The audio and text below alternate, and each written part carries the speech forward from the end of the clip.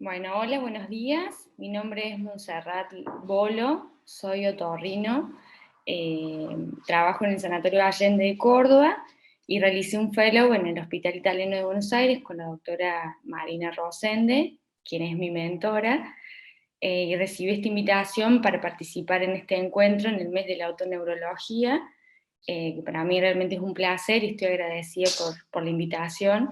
Tengo un cariño muy especial por el hospital y por cada uno de ustedes, así que gracias por la invitación. La idea de esta charla es conocer un poco más sobre los aportes que nos brindan los exámenes complementarios en el abordaje de pacientes con mareos, vértigos o inestabilidad, ¿sí? Y la idea es, digamos, conocer un poquito sobre las técnicas, las fallas más frecuentes y qué información o resultados nos pueden aportar estos estudios. Vamos a empezar primero con la videonistagmografía, que la función de este estudio es evaluar la función oculomotor y vestibular, específicamente el BOR unilateral, o sea que tiene un valor localizador. Es un método que se encarga de registrar y analizar el nistagmo, que son estos movimientos involuntarios y rítmicos oculares, y se fundamenta en la detección del movimiento del iris mediante la utilización de cámaras infrarrojas. Por convención, los desplazamientos oculares hacia la derecha se van a registrar en un papel con palitos hacia arriba, y cuando el movimiento ocular sea hacia la izquierda, el movimiento que se va a registrar va a ser hacia abajo. El protocolo del estudio cuenta de 4 etapas. Por un lado, el sistema oculomotor, por otro, las pruebas posturales y posicionales, en tercera instancia, las pruebas calóricas, y por último, las pruebas adicionales de screening. El sistema oculomotor cuenta con la estabilidad visual, evaluar si aparece o no nistagmo con o sin fijación, la evaluación del seguimiento lento, los movimientos sacádicos y optoquinéticos. Cuando alguno de estos 4 estudios da alterado, habla de alguna afección a nivel del cerebelo o del tronco encefálico. Las pruebas posturales son las del decúbito supino, lateral derecho, lateral izquierdo y con hiperextensión cefálica, y las pruebas posicionales, que son las que corresponden a las maniobras de Dix-Colpay. Las pruebas calóricas son la vedette, digamos, de este estudio, y es lo que después vamos a desarrollar. Y las pruebas adicionales de screening son en búsqueda de patologías específicas, como son maniobras de Valsalva, registrar el nistagmo frente a una hiperventilación y demás. La calibración del estudio depende del diámetro ocular, y de la distancia entre el ojo y la cámara. Estos 2 factores no varían a lo largo del estudio, por lo que no es necesario calibrar a cada rato el equipo. O sea, una vez que se calibró y si llegasen a desacomodar la cámara, las gafas, solamente se resuelve volviéndolos a colocar, ¿sí? Se le pide al paciente que dirija la mirada entre 2 puntos fijos alternativos, de tal manera que entre estos 2 puntos se genere un ángulo específico de 10 a 20 grados, ¿sí?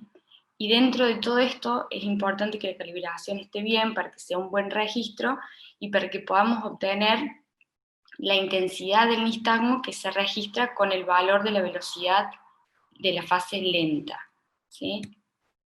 ¿Qué artefactos pueden influir en el resultado de nuestro estudio? En primera instancia, estos pequeños desplazamientos de la cámara, la pérdida de foco durante la realización por empañamiento de la cámara, o al inicio del estudio por alguna dismetría ocular. Y, sin duda alguna, el parpadeo. Todo movimiento ocular nos va a alterar el resultado del trazado del movimiento ocular. Bueno, las pruebas calóricas, como dijimos que era la vedette, se encarga de estimular el receptor vestibular de los conductos semicirculares de cada lado a diferentes temperaturas. O sea, genera una respuesta nistágmica que permite evaluar la actividad refleja de cada oído por separado y a su vez la integración en el sistema nervioso central. La técnica consiste en colocar al paciente en posición supina con elevación de la cabeza a 30 grados, pero sin la flexión del cuello, y se va a irrigar inicialmente un oído con agua a temperatura de 44 grados, luego el otro oído con la misma temperatura. El paso siguiente es irrigar a 33 grados, a 30 grados, perdón, el último oído y de nuevo el segundo oído, el primer oído que fue con el que empezamos la prueba. La estimulación requiere de 20 mililitros de agua y una irrigación a 20 segundos lento, y entre cada irrigación se debe guardar 5 minutos. La cantidad de agua y el tiempo, eso es como negociable en cada institución, ¿sí? Lo importante es que entre cada irrigación se espere por lo menos 5 minutos, ¿sí? Para que no nos dé un falso resultado. Bueno, acá tenemos el trazado que vamos a evaluar en el resultado, que tenemos dos fases, una fase rápida, que en este caso va hacia arriba, por ende va hacia la derecha, y una fase lenta que va hacia abajo, ¿sí? Cuando hacemos la irrigación a 44 grados, suponiendo que empezamos con el oído derecho, la temperatura, o sea, la sensación térmica calurosa desencadena una corriente ampulípeta, ¿sí? Esa corriente va a hacer que el nistagmo bata hacia el oído estimulado, por la deflexión de los cilios hacia el quinocilio. Entonces vamos a tener nistagmos que van a batir hacia la derecha, ¿sí? La fase rápida derecha, fase lenta hacia izquierda. Cuando estimulamos el mismo oído, o sea, el oído derecho, a 30 grados, la corriente se invierte, es ampulífuga. Por ende, la batida va a ser la fase rápida a izquierda y la fase lenta a derecha. Bueno, esto es una representación de lo mismo, pero con el oído izquierdo, que a 30 grados va a batir a derecha y a 44 grados va a batir a izquierda. Las limitaciones del estudio son, bueno, que no está calibrado, o sea, es operador dependiente, no hay algo que lo esté supervisando objetivamente, que estimula y estudia fundamentalmente el conducto semicircular horizontal. Por la anatomía no puede irrigar lo que es, no puede estimular lo que es canal anterior, canal posterior, ni tampoco es estimulación de las máculas. El equivalente rotatorio del estímulo calórico es una estimulación sinusoidal de baja frecuencia, de 1 a 3, cuando en realidad en los movimientos cefálicos normales, lo fisiológico va de 3 a 6, ¿sí? Y no es un estímulo fisiológico justamente. Y puede generar ciertas molestias en los pacientes cuando se realiza la técnica. Cuando realizamos el procedimiento es importante corroborar que el paciente haya entendido la prueba y esté al tanto de lo que le puede suceder y que se le va a desencadenar vértigo. Averiguar si hubo algún tipo de medicación que pudo haber tomado el día anterior o que tome habitualmente, que puedan ser sedantes vestibulares o centrales. Asegurarnos de que tanto el oído externo como la membrana timpánica estén íntegras, porque vamos a utilizar agua, ¿sí? Este estudio cuenta de cuatro periodos: el periodo de irrigación o de inicio del nistagmo, que dura aproximadamente 54 segundos, que es expectar la aparición de algún nistagmo espontáneo, ¿sí? O sea, como que no tiene en realidad mucho valor en lo que es la prueba en sí, en cuanto a la cuantificación o cualificación del resultado, pero sirve para saber si el paciente presenta algún nistagmo espontáneo.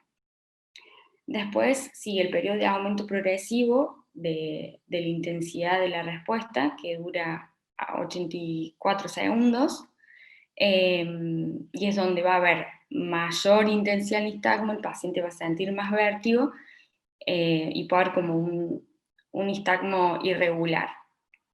El periodo de culminación, que es a los 99 segundos, dicen que es el más importante para poder calcular lo que es la paresia canalicular y la preponderancia direccional. Y el periodo de reducción progresiva de la intensidad de la respuesta es a los 120 segundos, donde se espera que desaparezca completamente el nistagmo o la sensación de vértigo, y se puede ayudar sacando las gafas, pidiendo al paciente que mire un punto fijo, o con la misma, digamos, la misma luz que ayude a que el paciente pueda hacer foco, y de esta manera suprimir el nistagmo.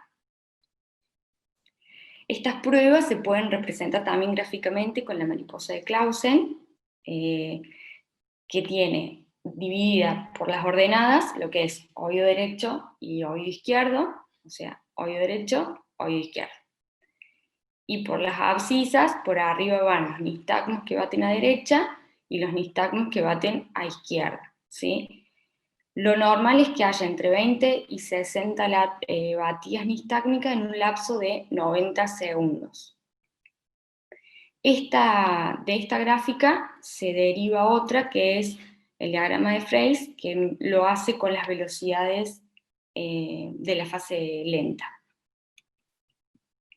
Que en realidad son ayudas, memorias, digamos, como una visión rápida de lo que está pasando con el paciente. ¿Qué errores y artefactos podemos tener en esta prueba calórica? Los nistagmos superpuestos, nistagmos congénitos o nistagmos espontáneos, que claramente nos van a dar un falso resultado de la preponderancia direccional, por lo que es importante en un primer trazado evaluar cuáles son los nistagmos espontáneos para después poder restarlos al resto de los nistagmos que se desencadenan en las pruebas calóricas, y así tener un valor más objetivo. Dentro de los errores tenemos la mala realización de la práctica, por no esperar el tiempo suficiente entre irrigación, entre un oído y el otro, o porque la temperatura no es la adecuada, y errores de análisis cuando aparecen los parpadeos u otros movimientos oculares, la microescritura, que se ve sobre todo en pacientes añosos, que hace más difícil la lectura y se interpretan ondas batidas nistágmicas que en realidad no son. Efectos secundarios. Tenemos la migraña por un lado. Estas estimulaciones calóricas pueden desencadenar las crisis en pacientes con antecedentes de migraña. También pueden hacer reflejos vagales, como la bradicardia, porque hay que tener cuidado en pacientes cardiópatas. Y como dato color, el alivio del dolor de origen central secundario en ictus, o sea, el alivio del dolor dura lo que dura la irrigación, ¿sí? Apenas unos segundos, porque hay una conexión con el tronco encefálico que estaría involucrado en este proceso de analgesia.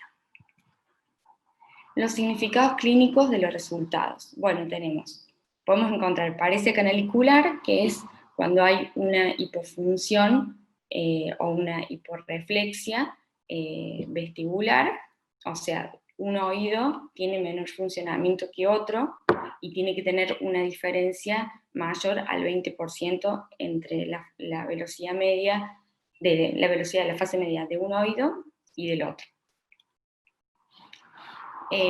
Acá podemos ver en el gráfico que hay una una paresia canalicular del oído derecho, ¿sí? Se puede ver que a 44 grados y a 30 grados el oído derecho no responde, mientras que en el oído izquierdo sí se puede ver que a 30 grados bate, ¿sí?, hacia derecha como corresponde, y a 44 grados también bate hacia izquierda, ¿sí?, va hacia abajo como debería ser. Esta es otra imagen de la mariposa de Clausen, donde la paresia canalicular es contralateral a la anterior, es izquierda. Bueno, después tenemos la reflexia vestibular, que es cuando la función vestibular es nula, ¿sí?, es 100%, que bueno, puede ser de origen vestibular o central o periférica también. La preponderancia direccional que es cuando hay una predominancia de un nistagmo hacia una dirección, ya sea derecha o izquierda, pero no tiene valor localizador, puede ser tanto de una patología central como periférica. La paresia canalicular bilateral, que es una hipofunción justamente bilateral. La supresión visual anómala del nistagmo calórico. Nosotros frente a un nistagmo, cuando es de origen periférico y hacemos fijación visual, debe suprimirse el nistagmo. Cuando esto no ocurre, hay que sospechar de una patología central, más bien de cerebelo. La hiperreflexia vestibular, algunos autores hablan de que es algo normal, que puede aparecer en pacientes añosos o en pacientes que estén muy ansiosos o que hayan tomado algún tipo de medicación, pero también puede tener su origen central, ¿sí? Todo va a depender del contexto clínico del paciente, de qué resultados hayamos tenido en el examen físico también. Y por último, dentro de los resultados podemos tener inversión y perversión. La inversión es cuando tenemos una dirección del nistagmo que no es la que esperábamos encontrar, o sea, opuesta, y la perversión es cuando el nistagmo tiene batidas verticales. Bien, ahora vamos a hablar del VHIT. El VHIT se encarga de registrar la respuesta de los movimientos oculares frente a los giros de la cabeza, que son los impulsos cefálicos, son breves, rápidos e impredecibles. Y es un indicador válido de la función de los canales semicirculares. El impulso cefálico es una prueba puramente vestibular, porque es tan rápida que no da tiempo a que haya un control por parte del sistema oculomotor, ¿sí? De lo que es el optoquinético, el seguimiento, las sacadas. Bueno, cuenta con una cámara de alta velocidad que va sobre la cabeza, con gafas bien ajustadas que tienen sensores que justamente sensan la velocidad de la cabeza, y un software que mide objetivo y precisamente la velocidad con la que se mueve la cabeza y los ojos. La cámara hace foco en lo que es la pupila, por lo que es muy importante que haya una buena imagen del ojo para captar la imagen. La ventaja del VHIT es que puede estudiar todo, cada uno de los canales por separados, ¿sí? Es una técnica rápida, inocua, repetible y proporciona datos cuantitativos objetivos de cada canal semicircular, por cada plano que evaluemos. En la prueba le pedimos al paciente que mire un punto fijo y hacemos el movimiento de la cabeza, y si el paciente está sano, tiene una buena función vestibular, va a mantener la mirada en el punto que le dijimos que se mantenga observando. Este sería el resultado, donde lo naranja es la cabeza y lo azul es el movimiento ocular, y vemos que van a la par, ¿sí? El movimiento de la cabeza va junto con el movimiento de los ojos. La ganancia es mayor a 0,8, que es el corte que habitualmente ponemos, por lo que hablamos de que la función es normal.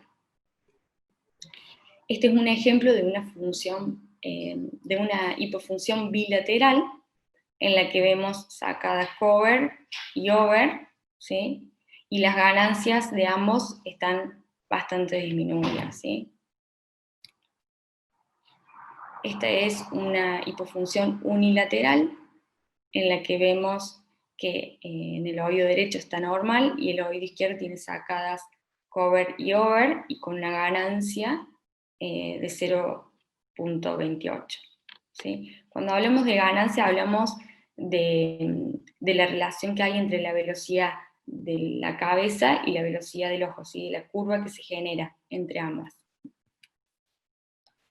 ¿Cuál es el error de la técnica que podemos encontrar habitualmente? Que las gafas no estén bien ajustadas, entonces con los movimientos de la cabeza se mueva la gafa y nos dé una información errónea de la velocidad con la que se está moviendo realmente la cabeza. Que el plano del estímulo no coincida con el plano de las gafas, porque la mirada no esté en el mismo plano. Y otro error grande es el de los impulsos verticales, porque se hace difícil que la pupila se pueda visualizar completamente por el movimiento del ojo y el movimiento del párpado. A su vez también, obviamente, van a influir el contexto del paciente, cuellos cortos, poco flexibles o rígidos, van a dificultar también poder hacer la técnica correctamente. Bien, acá tenemos una hipofunción unilateral en la que vemos el movimiento de la cabeza que no va con el movimiento del ojo, ¿sí? Un cover acá. Mientras que en el oído contralateral van juntos tanto el movimiento de la cabeza como el de los ojos. Acá también está cómo se puede graficar el oído derecho está por encima de los 0,80 y el oído izquierdo por debajo, o sea, también hipofunción bilateral. En las hipofunciones vestibulares bilaterales podemos verlo graficado de esta manera. El movimiento de la cabeza, el movimiento del ojo y la sacada cover. De un lado y del otro, ¿sí?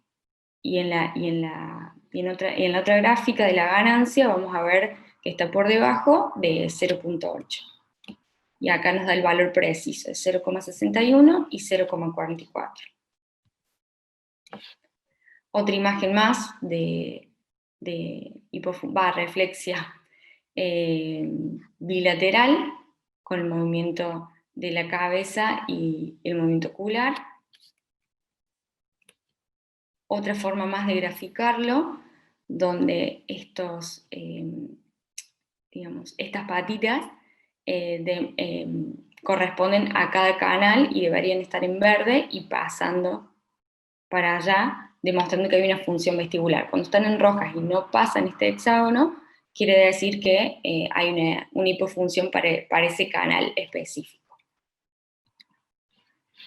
Esta es otra imagen que representa lo mismo, una hipofunción bilateral. En este caso hay una hipofunción de los canales horizontal y posterior derecho e izquierdo, y se conservan la función de los canales anteriores derecho e izquierdo. Esto suele pasar en patologías de ototoxicidad o en algunas etapas de la enfermedad de Meniere. Bien, este es un videíto en el que se ve ahí, que no coinciden el movimiento de la cabeza con la de los ojos, va a destiempo. ¿Sí? Ahí se ve la hipofunción vestibular y las sacadas representadas. En la dehiscencia del canal semicircular superior, vamos a encontrar, en este caso es un ejemplo de un paciente con una dehiscencia del canal semicircular superior izquierdo, en el que se ve que que está la pérdida del canal, de la función, se registra después en esta gráfica, y la imagen tomográfica de la dehiscencia.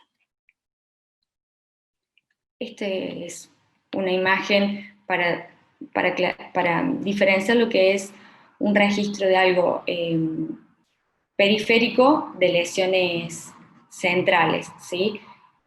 En una neuronitis vestibular observamos que el movimiento de la cabeza no coincide con el movimiento ocular, obviamente el movimiento ocular no coincide con el de la cabeza, del lado ipsilateral a la lesión, mientras que contralateral el movimiento está conservado, ¿sí? La ganancia está conservada. En las patologías, y fíjense que en la neuronitis vestibular las sacadas son grandes, en las patologías centrales encontramos que la ganancia está disminuida en ambos oídos, tanto el ipsilateral como el contralateral, y las sacadas son más pequeñas. Vamos ahora a la electrococulografía. Bueno, la electrococulografía es un estudio que se encarga de registrar los eventos electrofisiológicos que ocurren en la cóclea después de un estímulo acústico. Esta respuesta se genera a nivel de las células ciliadas del órgano de Corti, o sea, a nivel de la cóclea, y en las primeras neuronas en la primera porción del octavo par craneal. Los estimulantes acústicos pueden ser por clics o con tonos bursts. La diferencia entre uno y el otro es que el clics genera una respuesta total, un estímulo total sobre la membrana basilar, mientras que el tono burst lo hace en un sector particular, por ende la población neuronal que se estimula está más limitada. Y las técnicas con las que se pueden aplicar estos estímulos acústicos son la extratimpánica y la intratimpánica. La extratimpánica es más rápida, más fácil y menos invasiva, mientras que la intratimpánica tiene menos ruido y mejor amplitud de la onda, pero es invasiva, por lo que se tiende a utilizar la extratimpánica. Bien. El registro de la electrocoreografía está formado por dos componentes presinápticos, por un lado el potencial microfónico coclear y por otro lado el potencial de sumación, y cuenta también con un componente postsináptico que es el potencial de acción. De esto lo que a nosotros más nos importa es el cociente que surge del potencial de sumación con el potencial de acción. Este cociente es indistinto, o sea, se mantiene indistintamente de los decibeles que tenga el estímulo, ¿sí? Ya sea de 80 a 105 decibeles. Promedio que se utiliza es el de 90 decibeles, pero el cociente se mantiene inalterado, el rango. El valor normal depende de cada institución y de lo que tengan como referencia en base a los pacientes y los resultados que hayan obtenido, ¿sí? Nosotros en el hospital italiano hacemos el corte a 35. Más de 35 se considera alterado. Bueno, el potencial microfónico coclear y el potencial de sumación se encargan de registrar las reacciones de los sonidos de las células ciliadas, siendo el potencial de microfonía coclear de corriente alterna y el de potencial de sumación un componente de corriente continua. Esa es la diferencia entre uno y el otro. Entonces el potencial microfónico coclear va a reflejar la oscilación de la membrana basilar, la funcionalidad de las células ciliadas externas del órgano de Corti, y tiene también aplicación en patologías como la neuropatía auditiva. Acá tenemos una imagen en la que se ven los potenciales microfónicos cocleares y el potencial de acción. El potencial de sumación, que también es una corriente continua, que se presenta al mismo momento que el potencial de microfónico coclear, porque los dos actúan en la misma zona, a nivel de la membrana basilar, que nos va a dar información sobre la funcionalidad de las células ciliadas. Cuando esté ausente o reducido va a hablar de un daño a ese nivel, y cuando esté aumentado el potencial de sumación va a ser un hallazgo para un hidrops endolinfático, que podría ayudarnos a acercarnos a un diagnóstico en una enfermedad Meniere. Acá tenemos el potencial de sumación, ¿sí? Y el potencial de acción. El potencial de acción es la sumatoria de las respuestas de las fibras del nervio auditivo, que se descargan simultáneamente, y se caracteriza por continuarse por picos negativos, ¿sí? Cada pico, N1, N2 y N3, van a coincidir con las ondas 1, 2 y 3 del potencial evocado auditivo del tronco encefálico, ¿sí? La amplitud del potencial de acción nos va a dar información sobre la funcionalidad de las células ciliadas internas. Y la latencia habla sobre el tiempo en que demora en pasar el estímulo desde la membrana basilar, las células ciliadas y las neuronas. Para realizar este estudio es importante que el paciente esté relajado, en posición supina, brazos extendidos, sin girar demasiado el cuello, y que el lugar esté con poca luz y en lo posible que esté sin sonido. Para hacer el estudio es importante que el conducto auditivo externo esté limpio y esté indemne para poder colocar los electrodos, el electrodo extratimpánico, y que la piel también esté limpia para que no nos genere un aumento en la impedancia del electrodo y nos dé un resultado alterado. Bueno, cuenta con 3 electrodos. Un electrodo que es de tierra, que se coloca en la frente, el electrodo negativo que va a la mastoide ipsilateral que se está estimulando, y el electrodo positivo que va del lado contralateral al oído estimulado. ¿Qué errores podemos tener en esta técnica?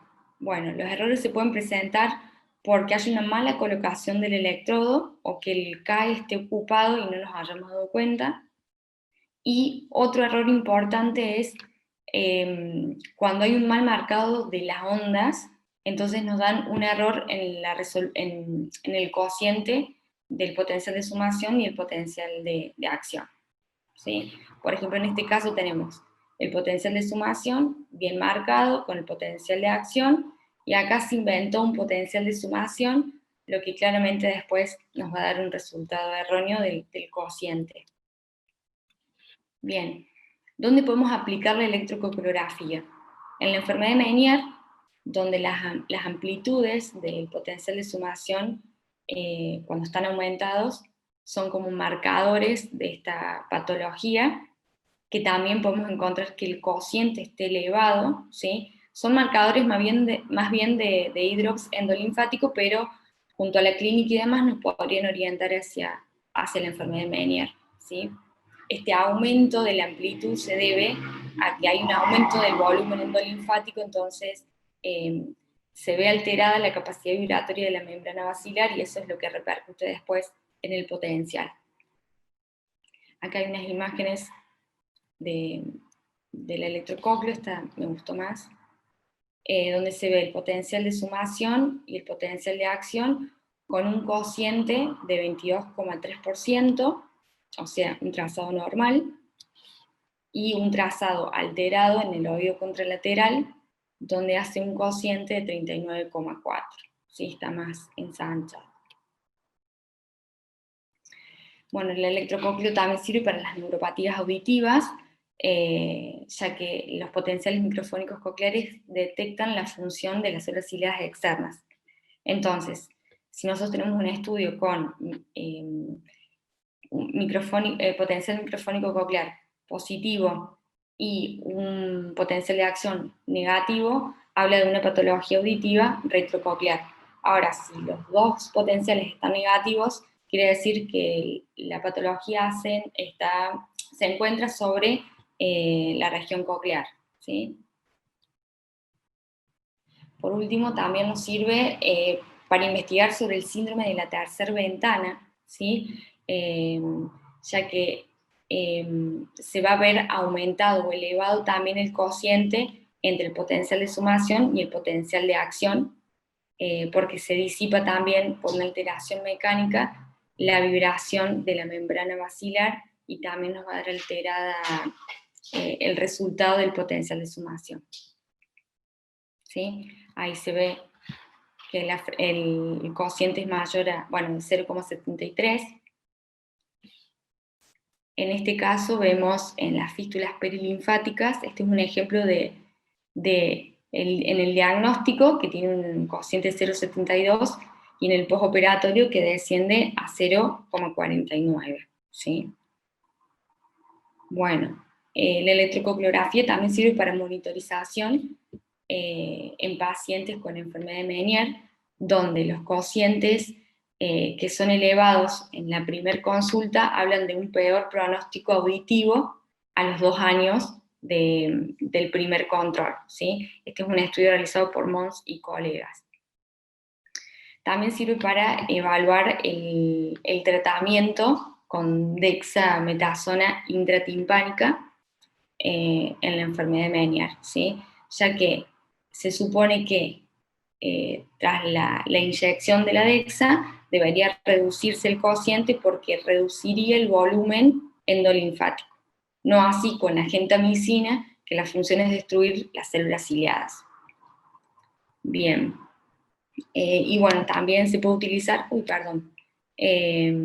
para monitoreo de la actividad del nervio coclear durante cirugías del ángulo pontocereberoso y cirugías de implante coclear o del oído medio. En conclusión, para establecer un diagnóstico en un paciente que presente mareo, vértigo, inestabilidad o cualquier tipo de alteración en el equilibrio, la anamnesis tiene que ser lo más importante, ¿sí? A lo que más le tenemos que dedicar tiempo. Evaluar duración de los síntomas, desencadenantes, síntomas asociados y el contexto del paciente.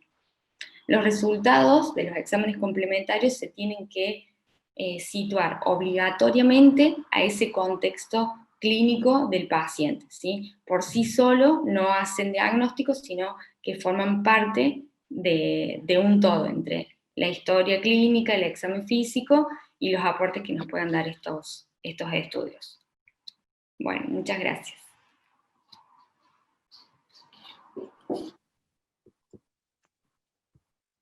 Bien.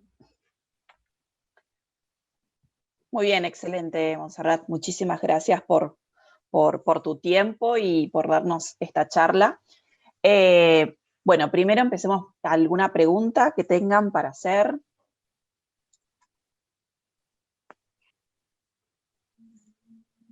Yo después tengo algunos comentarios. Bueno, si quieren, vayan pensando en si tienen alguna pregunta. Y es cierto lo que decía Montserrat al final en sus comentarios, que ninguno de estos estudios, si uno no sabe lo que está buscando, va a ayudar a que encontremos el diagnóstico, ¿sí? Tenemos que tener una idea, un diagnóstico presuntivo, para que en realidad los estudios complementarios nos ayuden a confirmarlo o a descartarlo completamente. Pero que un paciente venga con mareos que no lo interrogamos, no le hacemos examen físico y lo mandamos a hacer videonistagmo, VEGIR y demás, no va a resultar, ¿sí? Así que es muy claro que la anamnesis, el examen físico y los estudios complementarios tienen que estar unidos buscando un diagnóstico presuntivo, ¿sí? Siempre tenemos que tener un diagnóstico presuntivo al menos. Y con respecto a la videonistagmografía, a mí lo que me ocurre es que muchas veces uno lee el informe, pero cuando lee el trazado hay una discordancia, lo cual les recomiendo que siempre revisen el trazado. A veces, y hablo por mi servicio, no hablo de otro servicio, es que la computadora, el software puede contar mal los nistagmos, puede hacer una mala evaluación del trazado, entonces es muy importante que uno ponga el ojo sobre el trazado antes de hacer las conclusiones. Eso es muy importante. Es muy importante que entre irrigación y irrigación pase un periodo de tiempo que no tiene que ser menor a 5 minutos, porque uno lo que tiene que lograr es que el nistagmo que generó con la prueba calórica desaparezca completamente para generar una nueva respuesta nistágmica. Y por supuesto es operador dependiente. Yo no me preocupo porque mis 3 fonoaudiólogas que hacen mis BNG son excelentes y saben hacerlo muy bien, tienen muy buena técnica, así que de eso no me preocupo, pero sí es operador dependiente y sí hay que mirarle los oídos al paciente porque si tiene un tapón de cera, la respuesta va a ser totalmente errónea. Y recordar que las calóricas es una evaluación no funcional, como decía Montserrat recién, por el tipo de velocidad que genera y el tipo de activación del sistema vestibular. Si encontramos inversión o perversión, como dijo Monse, la inversión es cuando el nistagmo que buscamos es otro, o sea, buscamos uno derecho y aparece un izquierdo, y la perversión es cuando directamente aparece un nistagmo vertical, un nistagmo que no debería aparecer en una prueba calórica, ¿sí? Con respecto al VEGIT, a la BNG y al electrocócleo, todas son operador dependiente, así que hay que confiar mucho en quienes nos realizan la prueba. Cuando vemos un trazado raro en el VEGIT, que fue lo que mostró esa diapositiva donde vos mostraste que había una neuronitis y varias patologías de origen central, lo que uno tiene que estar atento cuando hace un buen VEGIT, que vos tenés que encontrar, para que sea una hipofunción, disminución de la ganancia y sacadas de refijación, cover, over.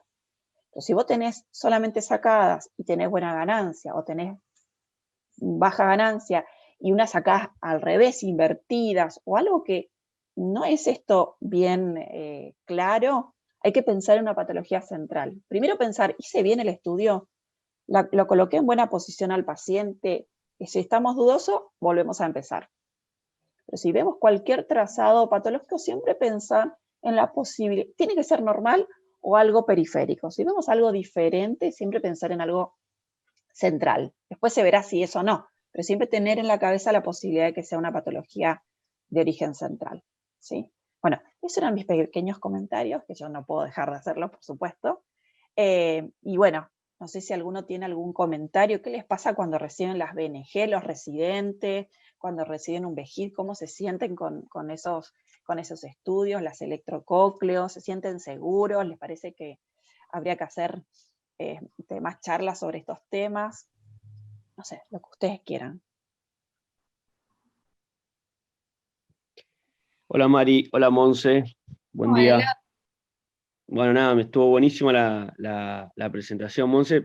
La verdad que iba en relación a lo que decía Mari, no, como por lo menos yo no me siento, me obliga a pensar bastante, a recordar cosas que por ahí estudiaste y leíste, pero no las estás usando todo el tiempo, y entonces al no usarlas todo el tiempo, y bueno, nada, cuesta un poquitito más.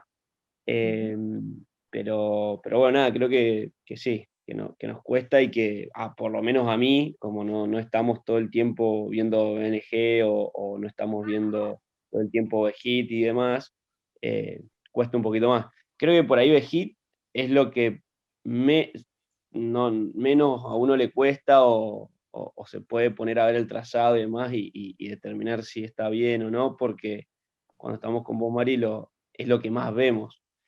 Pero bueno, nada, por ahí las bionistagmo no, ya, digamos, si uno está buscando alteraciones vestibulares en sí, y como que no se piden tanto, por lo menos en el HOSPI, entonces no estamos viendo tantas bionistagmo, y las electrocócleo siempre me olvido el valor de referencia, pero sé que lo que hay que buscar es el potencial de sumación, el potencial de acción, y que esté aumentado. No, y en base a eso les quería preguntar, yo no me acuerdo cuál es la explicación de que, por ejemplo, una tercera ventana, o una licencia, bueno, sí, una licencia del canal semicircular, lo mismo, el potencial de acción, potencial de sumación, potencial de acción esté aumentado. No me acuerdo cuál es la explicación de eso. Ahí Estaba Monse te tratando va de a acordar explicar. y no me acuerdo. Vale. Tiene que ver con que es una alteración, digamos, mecánica, entonces se pierde energía y eso hace que la membrana basilar se mueva de manera, digamos, esté como más sensible a ese cambio, y eso hace que el potencial sea mayor. ¿Sí? Cualquier cosa, sea porque la energía es distinta, mecánica, o porque hay mucho volumen endolinfático, afecta la membrana basilar. Siempre que se afecte eso, afecta el potencial de sumación. Bien, bien, bien. Ujú. Claro, yo me acordaba Bueno, que en el otro, al haber demasiada, o sea, al haber demasiada como presión, vibraba menos y eso aumentaba el potencial, pero no me acordaba del otro. Digo, Sí, ¿por qué también suma? Digo, porque también es mayor si lo que se pierde es energía. claro. Entonces, en realidad, el estímulo llega disminuido. Llega, Claro. sí, entonces eso genera que se altere. Igual, a ver, como Pero todo, igual, la pero electro... por Sí, ejemplo, en el hidrops estaba aumentado la relación. sí. Y en la tercera ventana, o en una licencia del semicircular, también te ha aumentado. Pero, bueno, igual en los dos se pierde energía. En uno, en realidad, hay una resistencia a la energía y por lo tanto Claro, disminuye la llegada bien, hacia el receptor, podríamos decir, claro, y en ahí el está, otro y se en el otro se escapa. pierde.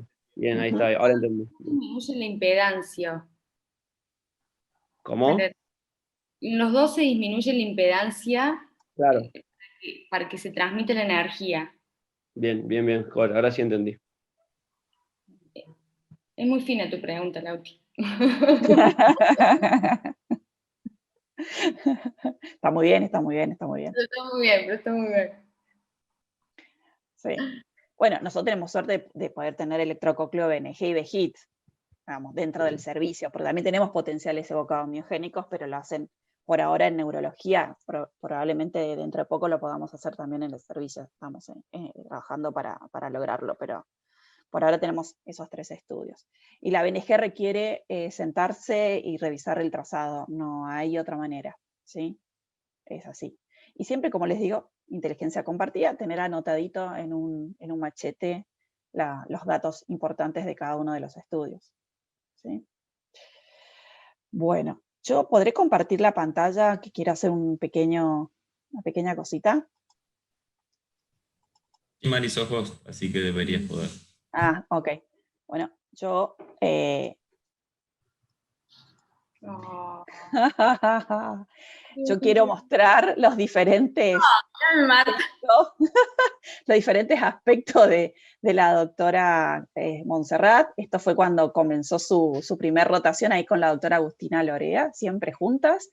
Después, por supuesto, haciendo sus maniobras con otros rotantes. Lo bien que se integró a la residencia, ¿verdad? Siempre con todos, haciendo bromas y demás. Tuvo una etapa rara, que se quería convertir aparentemente en un enano, con esta capucha. También participó activamente de practicar las videonistagmografía. Y, por supuesto, impuso el famoso moñongo, rodetongo acá en la cabeza, que la doctora, la princesa de nuestro servicio, también adoptó para una de las charlas.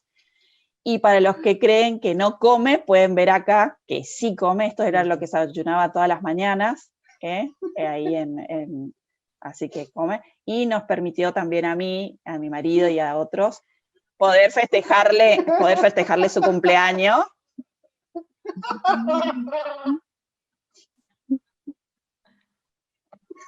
¡Ay, qué lindo, Mari! Así que bueno, muchísimas gracias. Nada, quería mostrarte eso, que bueno, todos te queremos muchísimo. La verdad es que has sido una de las rotantes que a quien más queremos y quien más recordamos. Siempre te recordamos y muy bien, así que muchas gracias por participar. No nos olvidemos del gordito. Ay, por Dios, no nos olvidemos del gordito. Quedará en la historia el gordito. ¿Sí? Hablando de gordito, tengo un gordito. Qué bien. ¿Cómo? No. Tenemos un gordito internado ahora, de 190. Así que no me hablen de gordito. Un gordito real. Un gordito real. Sí, un gordito real. Ay, lo quiero, dice.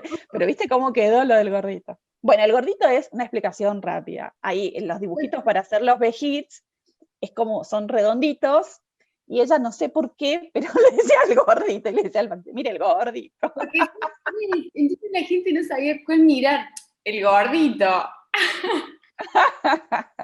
Bueno, bien, muy bien. No sé si alguien quiere hacer algún otro aporte de Montserrat, pero, o de la charla, que es lo serio del momento. Si no, bueno, va a quedar grabada la charla para que los que no pudieron verla completo puedan verla, ¿sí?